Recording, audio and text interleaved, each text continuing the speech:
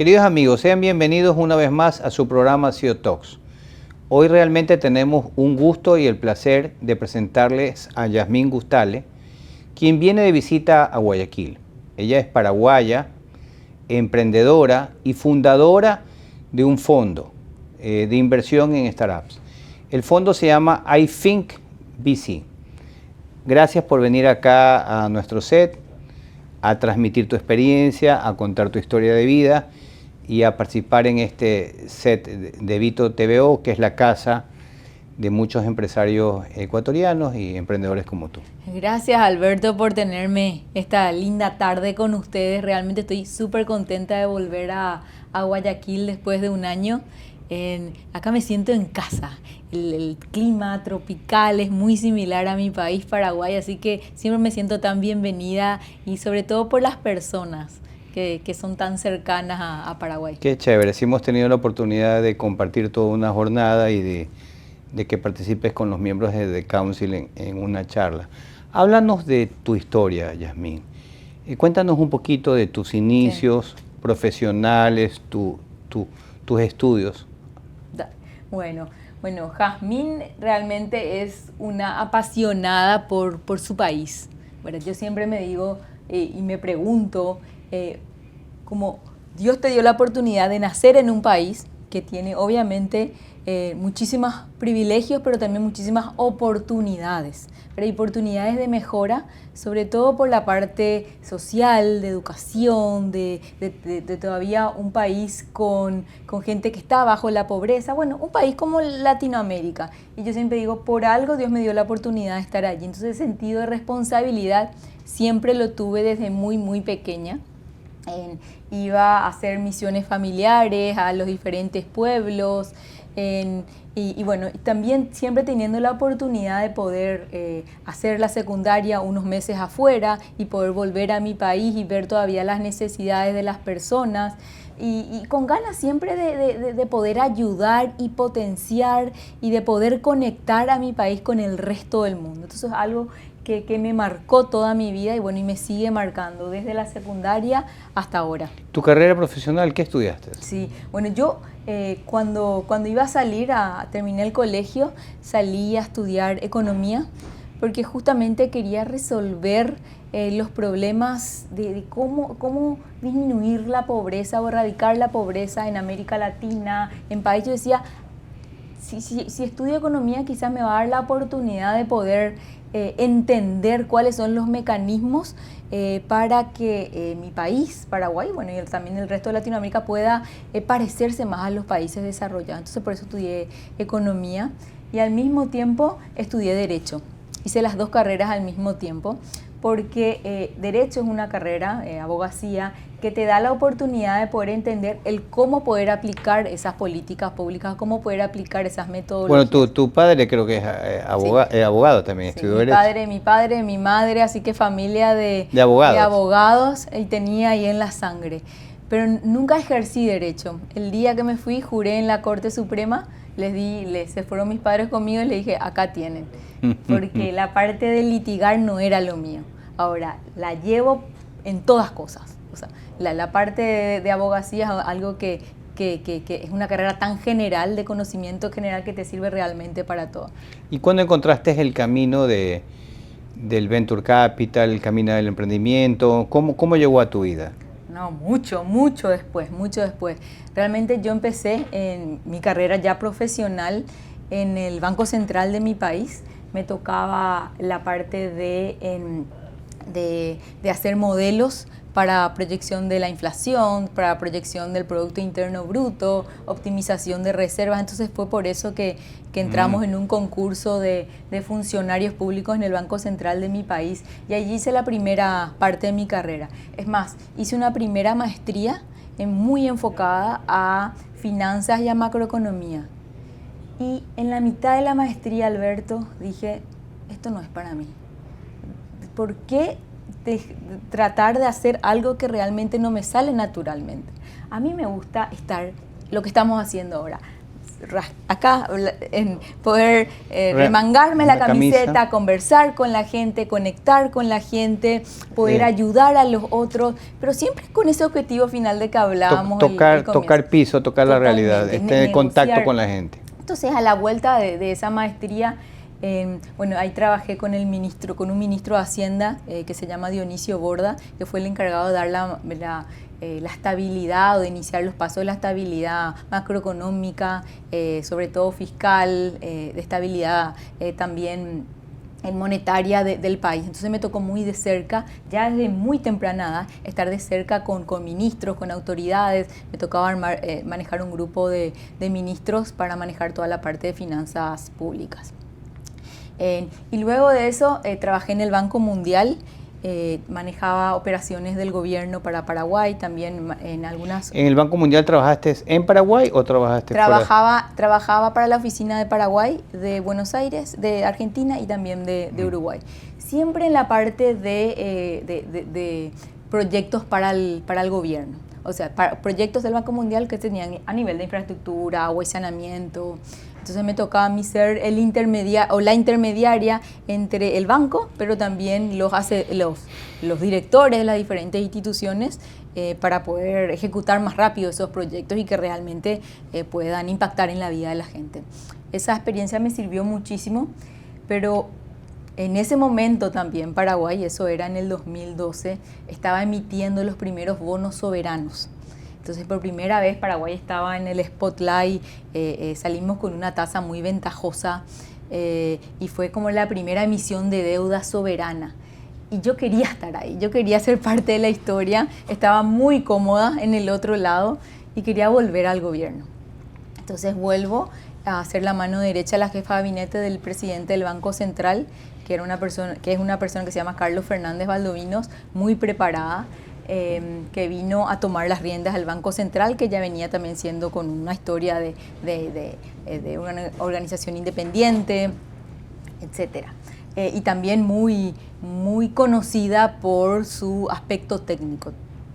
Entonces, en esa experiencia vuelvo yo un poco a los números, hacía mucho la parte de estrategia, me tocaba liderar los grupos con los diferentes ministros, también con las autoridades que nos íbamos para vender Paraguay al mundo, y eso me gustaba muchísimo. Ahora, cuando me tocó a mí decidir, bueno, Jazmín, ahora, ¿qué te toca? Y yo realmente, Alberto, no sabía qué yo quería.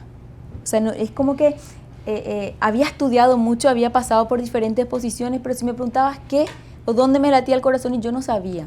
Bueno, eso es un tema importante. Veníamos conversando en el auto antes de entrar al set, lo vital que es una persona que encuentre su propósito en la vida, ¿no? Totalmente.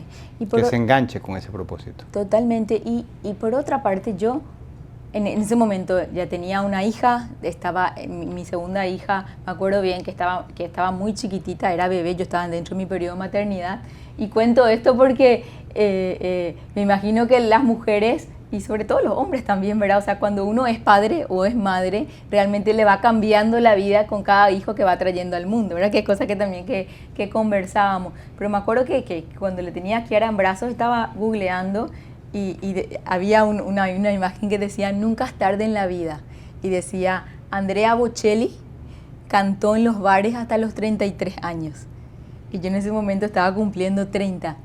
Entonces yo dije, algo tengo que hacer, ¿qué puedo hacer? Y dije, bueno, dejo todo y me tomo un año sabático, pero un año sabático bien estratégico, donde quiero repensar qué quiero hacer.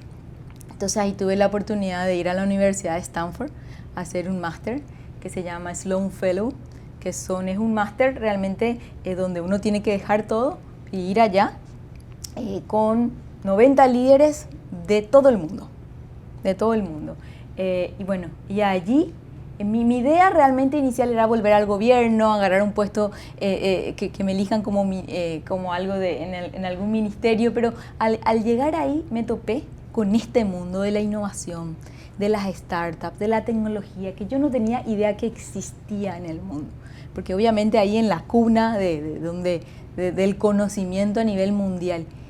Y me gustó, lo que más me apasionó era ok, a través de la tecnología que hoy en día tenemos en el pleno siglo XXI, también se puede transformar tu país, también se puede transformar vidas y poder ver cómo esto ya estaba ocurriendo en diferentes partes del mundo. La tecnología es realmente un impulsor de cambios.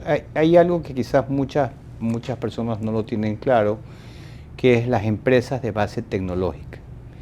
¿Qué es una empresa de base tecnológica? Una empresa de base tecnológica, que son las famosas startups, son empresas que utilizan la tecnología para poder escalar, para poder llegar más rápido a su público objetivo, básicamente. Y la tecnología es lo que le permite también poder tener esta oportunidad de mercado que generalmente se diferencia de otro tipo de pymes o de empresas que existen también.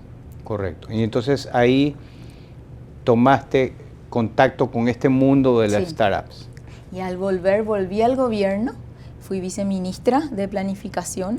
Me tocó también trabajar con otras autoridades para poder impulsar ciertas leyes que hagan a Paraguay más innovador a la hora de hacer negocios, toda la parte de agenda digital, trámites digitales. Trabajamos con organismos multilaterales para poder lograr estos proyectos y en los últimos años trabajé desde la presidencia en la unidad de innovación dentro del Palacio de Gobierno, impulsando la Agencia Nacional de Innovación en Paraguay, donde justamente, siguiendo a tu pregunta, Alberto, ¿qué hacíamos? Fomentábamos a los jóvenes que se animen a... Ya veo, perdóname, que ya veo cuando me dices que hay una larga brecha de mi pregunta entre como te conozco ahora, fundadora de este fondo y toda esta trayectoria, y realmente te felicito, increíble. Creo que en tu vida una constante ha sido primero el conocimiento. Creo que eres una persona que ha hecho 2 carreras, que ha hecho 2 maestrías, entendería, y no sé cuántos estudios más en el camino. Creo que también es una persona que ama servir, que el servicio es parte de tu vida. Totalmente. Y creo que también eres una persona que ama estirarse, como decía Elon Musk, estirar sus habilidades y de vez en cuando moverse el piso para poder avanzar, ¿no? Salir de su zona de confort, porque ahí es donde ocurre el aprendizaje realmente. Y entonces después de toda esta carrera pública en que llegaste a ocupar viceministerios y trabajaste con la presidencia, promoviste la agencia de innovación, decidiste en algún momento, dice, bueno, voy a pasar a la actividad privada. Que no fue y no es una decisión fácil, ¿verdad? Porque muchos, sobre todo estamos a nivel en empresas corporativas o estamos en el gobierno, tenemos puestos muy cómodos de alguna manera y cuesta dar ese salto al otro lado. ¿Y qué te hizo dar ese salto? En varias cosas. Uno, ya dejé de aprender donde estaba. Todo era un poquito más de lo mismo y yo dejé de aprender. Y eso es una bandera roja en el sentido de porque uno no puede nacer cada día. Correcto. Entonces eso me estaba como impulsando a tomar ciertas decisiones. Y lo primero que cuando yo me sentía así, hice como un objetivo de qué tenía que tener mi nuevo. No tenía idea qué iba a hacer, pero qué tenía que tener, ¿verdad? Tenía que tener la bandera paraguaya, sí o sí. Tenía que tener el aporte de servicio. Tenía que tener finanzas, economía.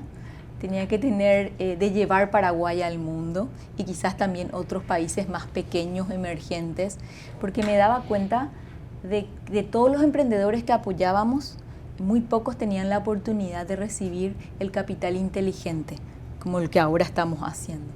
Y me daba cuenta que emprendedores que nacían en otros países, allá, a la vuelta de la esquina, estoy hablando en otros países, quizás Colombia o Argentina, tenían otras oportunidades a nivel de poder crecer y escalar sus negocios.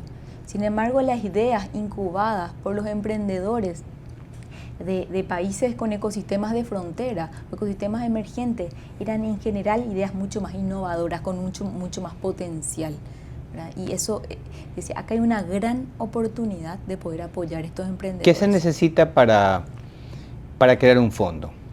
Bueno, lo primero entonces empecé a hablar con muchas personas con muchas personas que yo admiraba, que habían apoyado, y entender también personas, por ejemplo, que hacen reclutamiento, pero no porque yo me quería ir a una empresa, sino que entender por dónde iba y qué eran las preguntas que me hacían. Y allí una de las personas con las que conversé es la persona que es mi socio ahora, que viene del mundo corporativo, totalmente diferente a mi carrera, pero muy, muy complementario. Él se llama Juan Cruz Valdés, él viene del mundo corporativo, es un argentino viviendo en Paraguay que venía haciendo inversiones ángeles ya hace 12 años y siempre trabajamos de cerca porque él era jurado de los diferentes concursos que nosotros armábamos y siempre hablábamos de estos desafíos, de cómo potenciar y poder traer el capital inteligente a estos emprendedores. Y allí tomamos un café y dijimos, él me dice, yo estoy saliendo de la corporación, y yo digo, ok, yo también salgo, hagamos algo juntos. Y ahí empezamos a conocernos y hacíamos match con cada uno de lo que quería. Y lo primero que hicimos fue la tesis de inversión, ¿verdad? ¿En qué tipo de compañías vas a invertir? O sea, nosotros no queríamos crear un fondo de venture capital más o un fondo de capital emprendedor más en América Latina. Habían y hay miles. De hecho, hay como 500. Nosotros queríamos hacer algo diferente, algo que tenga que ver con la esencia de lo que queríamos cambiar realmente, que justamente es poder democratizar el acceso a capital emprendedor, al venture capital, para países o para emprendedores que están subrepresentados en los mapas del venture capital a nivel global. ¿Y cuáles son esos emprendedores? Entonces, nuestro fondo, que se llama I Think Venture Capital, invierte en emprendedores de 5 países en América Latina, que son justamente Ecuador, Perú, Bolivia, Paraguay y Uruguay. Nosotros nos focalizamos en encontrar a los mejores emprendedores de base tecnológica en estos países. Lo que hacemos es encontrarlos, poder financiarlos y ayudarlos a escalar muy rápidamente. Correcto. A nivel global.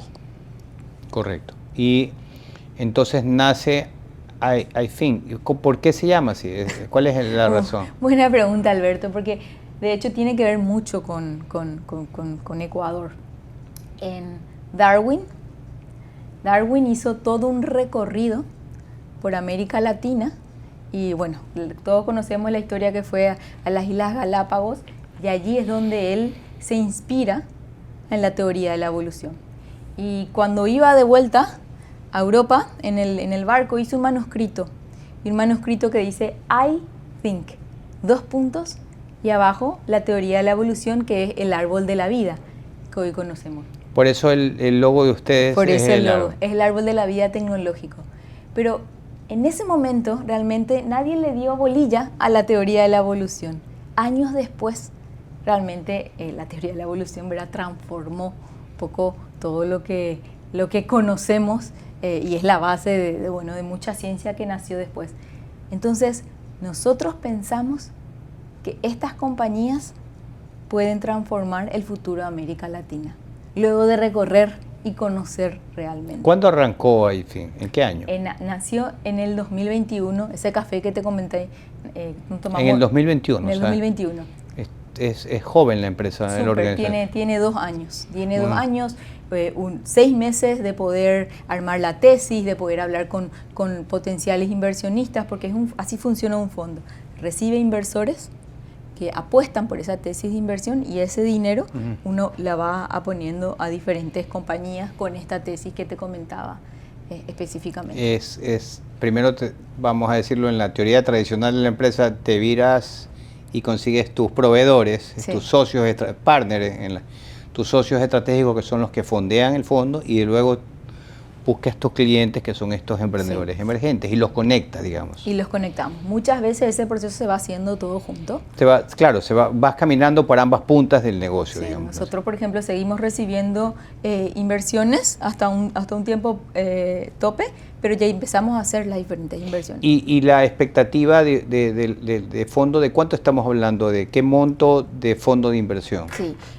Nuestro fondo es de 20 millones de dólares, que tiene que ver también con la oportunidad de mercado para estos países. Eso tiene que ver también un poco la tesis de inversión. Y nosotros invertimos en las compañías cheques que van desde $100,000 hasta $500,000. Y ya estamos 2023, han pasado 2 años, ya han hecho sus primeras inversiones en el 2022, entendería. Sí, hicimos ya las primeras inversiones. El fondo tiene 9 compañías ya en el portafolio. Tenemos una primera startup ecuatoriana que los fundadores, cofundadores son esposos de Cuenca. Se llama Storybook.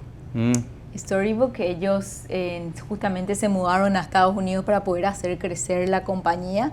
La startup está inspirada acá en Ecuador y básicamente son cuentos infantiles para los chicos a la hora de ir a dormir, con masajes terapéuticos basados en ciencia detrás.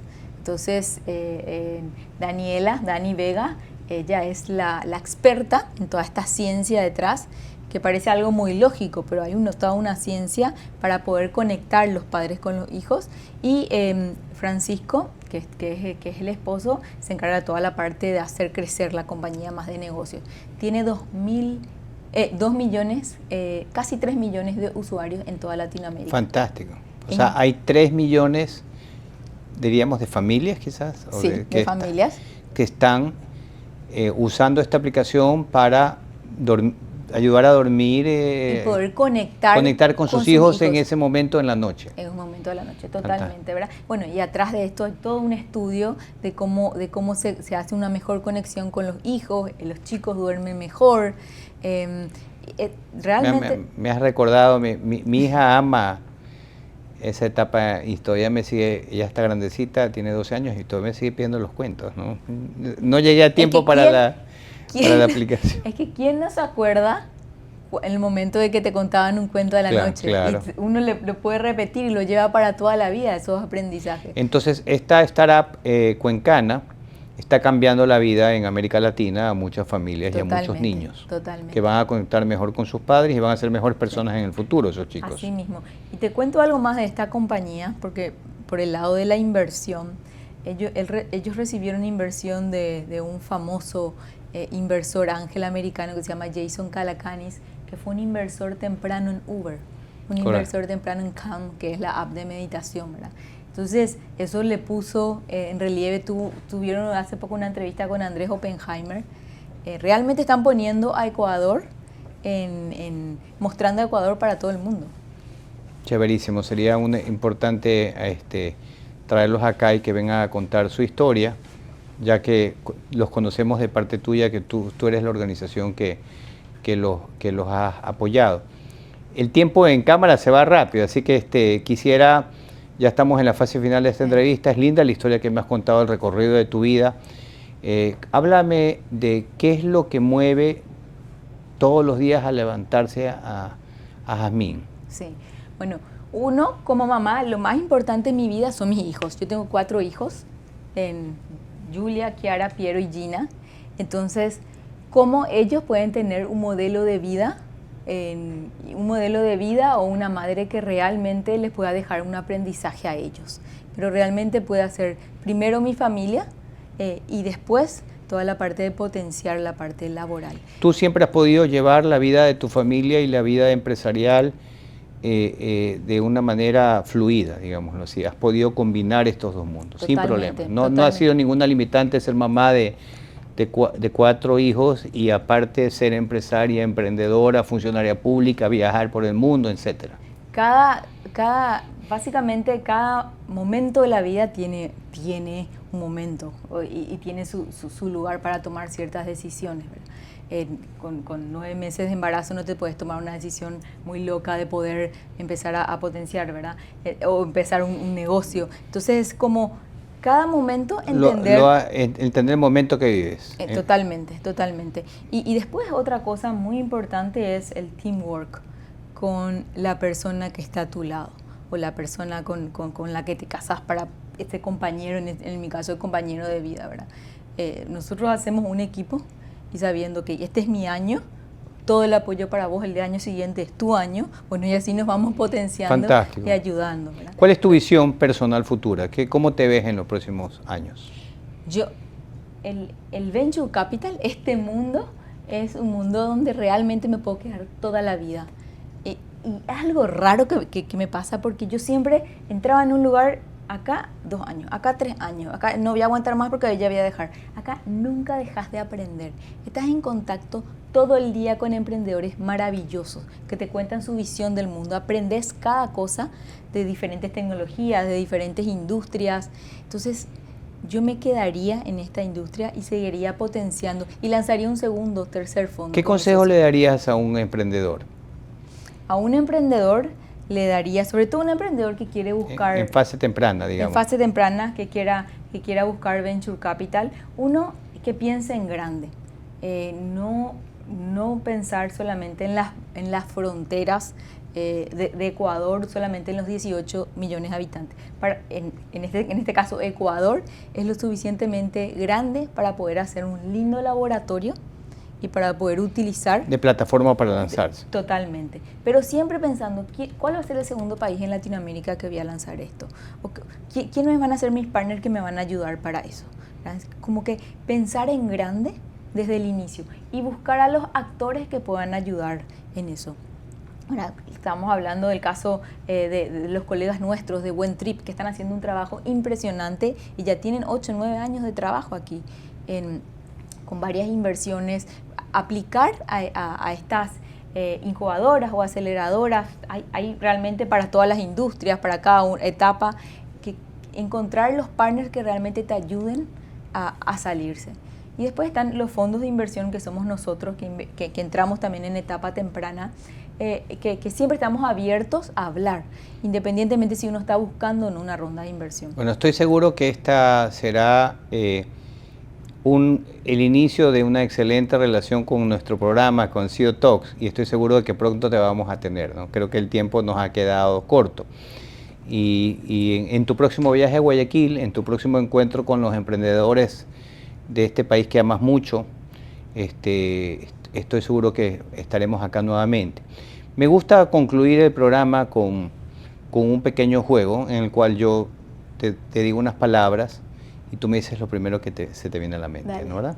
Comencemos por lo que llevas en el corazón, Paraguay. ¿Qué es lo primero que se te viene a la mente cuando piensas en Paraguay? Verde, personas, amabilidad, potencial, agua. Tu familia, tus padres, tu familia, tu madre. ¿Qué es lo primero que se te viene a la mente? La base, equipo, Dios.